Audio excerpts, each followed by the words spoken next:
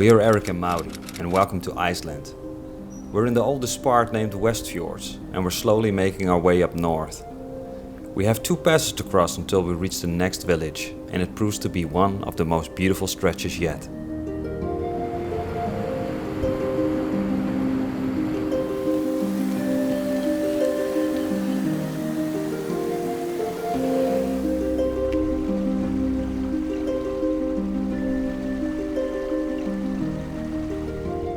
So the wind is picking up a little, but no complaints.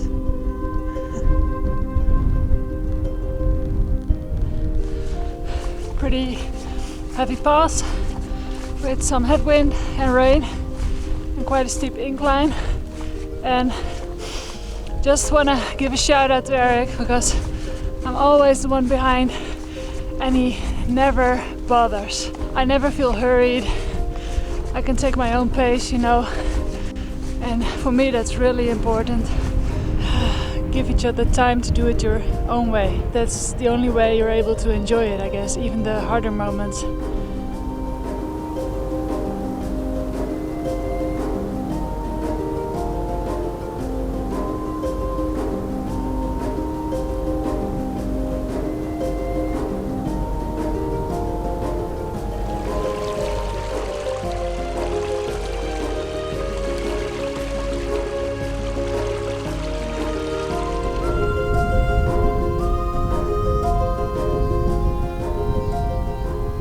Okay, let me show you something, guys. Can you see it?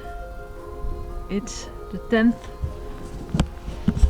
of August and I've completely layered up. I even wear my rain pants. It's very cold. I won't be surprised if it's close to freezing temperatures. We're now in between 2 passes. So that explains a lot. We're quite high up and with a little bit of wind it gets really chilly, but I hope to be nice and cozy pretty soon.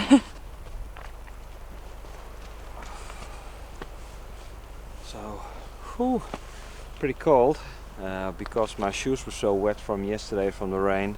I had my water shoes on all day long with no socks and they feel like ice cubes, so I'm putting on an extra layer pants. Hopefully that warms me up a little bit.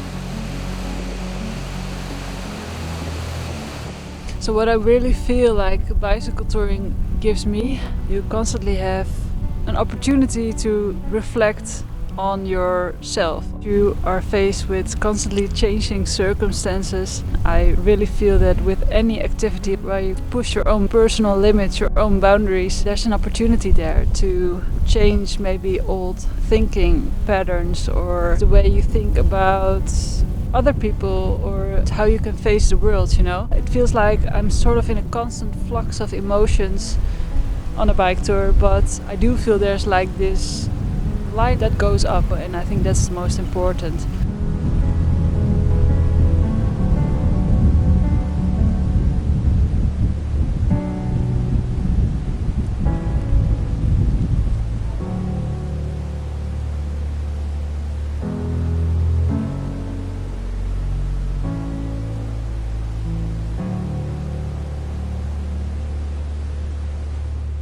I don't even know what to say about this landscape. It's just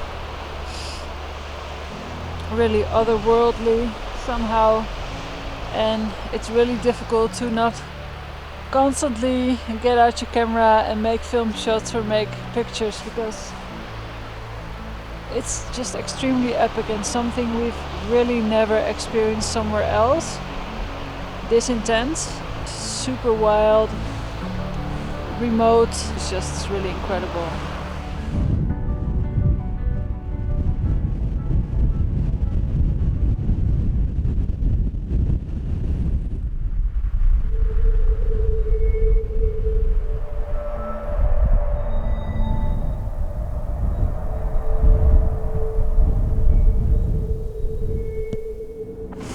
Pretty special experience. This tunnel was built in 2020, so it's pretty modern, and we're kind of the only ones here. I think there's a car approaching and you can already hear it coming from far, far away, and it's pretty intense when it finally approaches.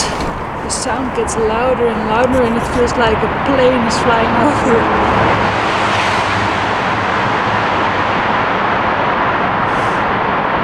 This one was actually going pretty fast, but luckily we have a little footpath here so we can go to the side.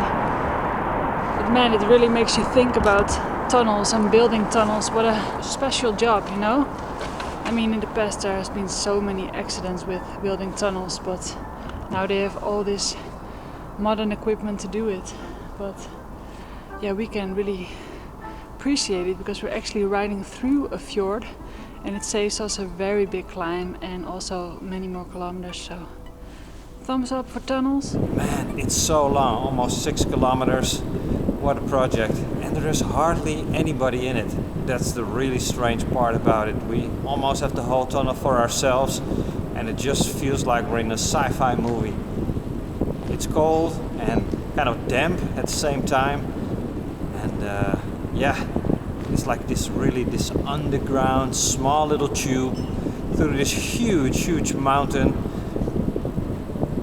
Incredible feat of engineering, and we can enjoy it just by ourselves.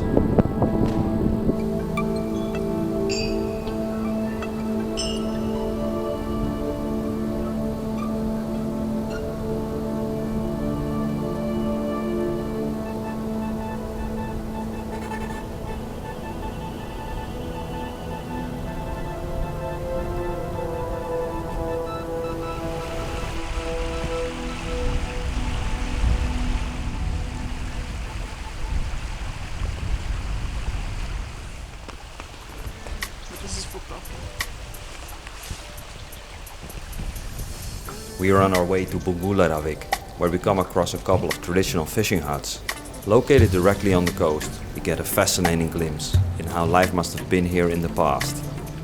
We're here at the coast, and behind me you see some traditional fishing houses. It's super interesting to see because other places in the world also have building styles like this, and you see a common theme around the world for people that build their houses in this way. It's built with these boulders, somewhat deeper in the ground to find a more stable temperature there. And then they put a roof over it with grass and soil for the insulation to also keep in the heat, which is super important because, of course, here it's very cold, especially in the winter. It's really dark here as well, so there's no sunlight or almost no sunlight. So that's a really smart way to get the maximum benefit here. I also see this type of buildings in other places in the world like Scotland, and what a tough life. I can't imagine these people living here back in the days, fishing on small boats with sealskin suits on. We're cycling here, of course, and it's cold, but we have some modern gear with the Gore-Tex and everything, and we can stop at certain places to get warm. But these people were out on sea fishing all day long with the swells, the waves and everything. Must be a really dangerous job, but for them it was the way to live here, and yeah, it was just an integral part of life. I'm happy to be here on my bike. This is super interesting to see.